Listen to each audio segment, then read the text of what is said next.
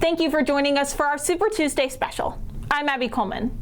The time has come to vote for the Democratic presidential nominee.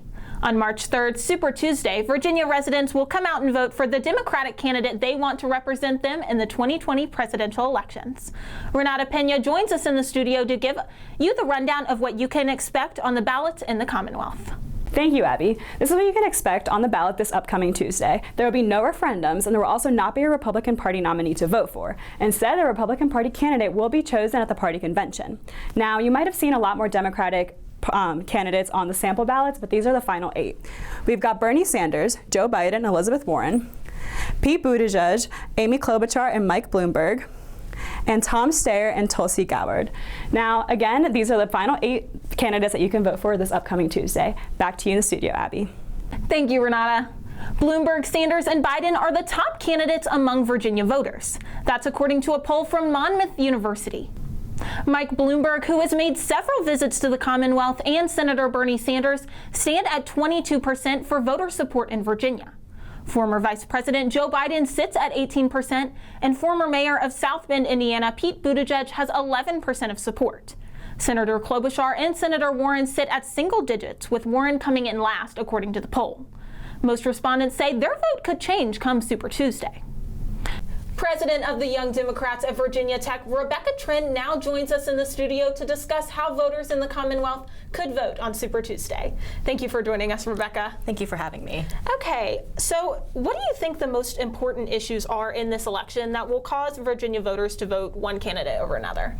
So one of the biggest issues that I've seen throughout Democratic voters is healthcare. So again, talking about Bernie Sanders and Elizabeth Warren having their Medicare for All plan and eliminating private insurance, which is very controversial to some people. But you also have the moderate candidates such as Joe Biden and Pete Buttigieg and Amy Klobuchar, who are bigger on having a public option. Okay. And so I know that Bloomberg has put a really heavy focus on Virginia, even skipping the first 4 early primary states. So do you think that will cause him to come out on top of Virginia, or who do you think will come out on top and why? I think it's a little too early to decide who is going to come on top of Virginia, just because we haven't had our primary yet. Mm-hmm. And looking at polls, they're never fully accurate. And the last time that we've had a poll was way before Nevada, and we're hitting South Carolina soon. So I would wait and see. But I would definitely think he's making a strategy to go for the delegates, and he's trying to win the biggest percentage of delegates to win the nomination.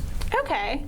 And so now, who do you believe has the best chance of defeating President Trump in the presidential election? So I haven't personally decided on who I'm going to vote for, but I think looking at the polls and looking at the trajectory of candidates, I think Bernie Sanders is on track to win the nomination, potentially beating Donald Trump, but it really depends on turnout and who shows up to vote. Okay, awesome.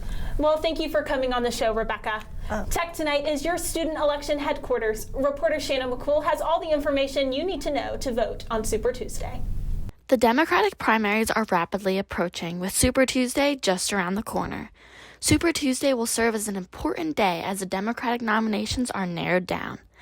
Elizabeth Obenchain, the president of the League of Women Voters of Montgomery, provided information this past week on the importance of voting and her expectations for the voter turnout.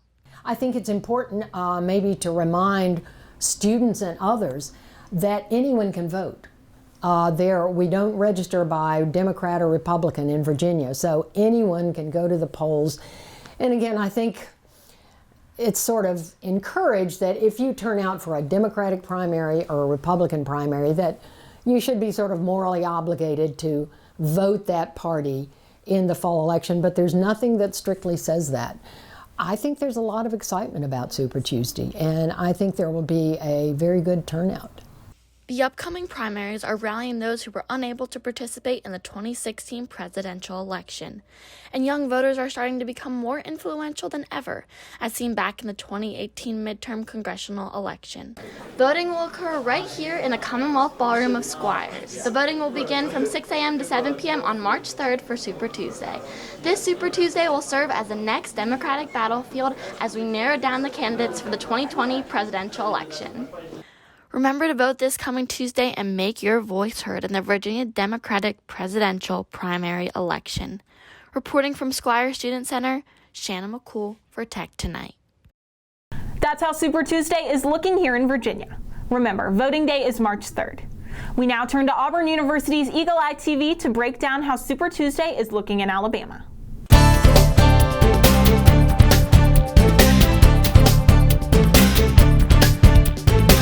Hello, my name is AJ Rivera from Eagle Eye TV, Auburn University.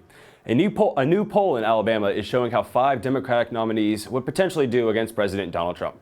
Based on these pollings by Mason-Dixon, Mike Bloomberg is projected of having the best chance of beating President Trump in Alabama. So as you can see, Trump has about a 14-point edge on Mike Bloomberg. But moving down, you see that Biden is coming in at a close second with Trump plus 20 points. Pete Buttigieg has a Trump plus 21. Bernie Sanders is coming in 4th with Trump plus 23. And then rounding out the top 5, we have Elizabeth Warren at Trump plus 27. Now, one thing to keep in mind when looking at these numbers is that they do still have Trump winning Alabama. And that is because historically, Alabama is a Republican state. The last time that the Alabama the delegates voted for a Democrat was in November of 1976 when voting for Jimmy Carter. But looking at this, I think there will be a fairly accurate representation on what the Alabama Democrats will be voting for in the coming days. So moving on to the Alabama Republicans that are running for Senate. So there's 7 Republicans that are running, but the 4 main ones are Roy Moore, Bradley Byrne, Tommy Tuberville, and Jeff Sessions.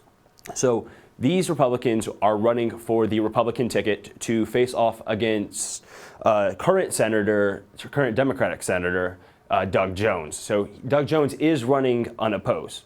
So the 4 that I have stated, Judge Roy Moore, Congressman Bradley Byrne, and the ex-Auburn head football coach Tommy Tuberville, along with the ex-Attorney General Jeff Sessions, are the 4 Republicans that are leading the race. As you can see, Roy Moore of the 4 of them, is in last place, followed by Bradley Byrne. And then you see a really close, at least amongst our poll, tight race between Coach Tuberville and ex-Attorney General Jeff Sessions. So this poll, also done by Mason-Dixon, is of course just done amongst Alabama residents, as this is for the Alabama Senate. But I do believe that this will be a fairly accurate representation of what we'll see come March. Thank you for tuning in to us. I am AJ Rivera at Eagle Eye TV, Auburn University.